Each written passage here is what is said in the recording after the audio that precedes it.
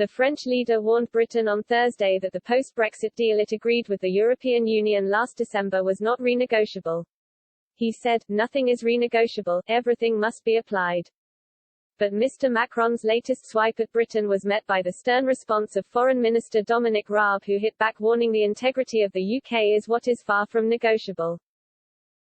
Mr. Raab said, "We do not negotiate or haggle the integrity of the UK, whether it is territorial, constitutional or the economic integrity of the UK, it is not on the table, this is not negotiable."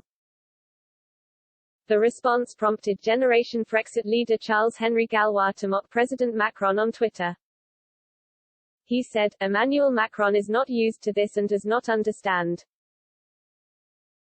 He who is ready to sacrifice everything from France on behalf of the EU." Mr. Raab said Boris Johnson was eager to raise the protocol with the president so he could be very clear on our position, but said the pair didn't linger on the issue. He told Sky News the Prime Minister was as able to explain that we want a flexible, pragmatic approach. He added, "But for that to happen the EU must be less purist, more pragmatic and more flexible in the implementation of it. The ball is very much in the EU's court in relation to that.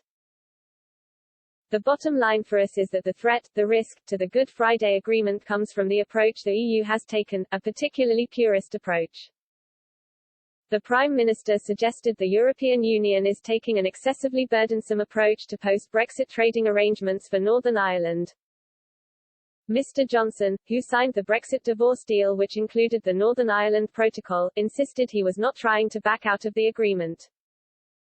But he said the UK's internal market had to be respected and we just need to make it work. The EU has threatened to launch a trade war against Britain if it fails to implement checks on goods entering Northern Ireland under the terms of the Brexit divorce settlement which Mr. Johnson signed. The prospect of a sausage war trade dispute came after Brexit Minister Lord Frost refused to rule out the possibility that the UK could unilaterally delay imposing checks on British-made chilled meats which are due to come into force at the end of the month. The protocol effectively keeps Northern Ireland in the European single market in order to avoid a hard border with Ireland, meaning a trade barrier in the Irish Sea for goods crossing from Great Britain.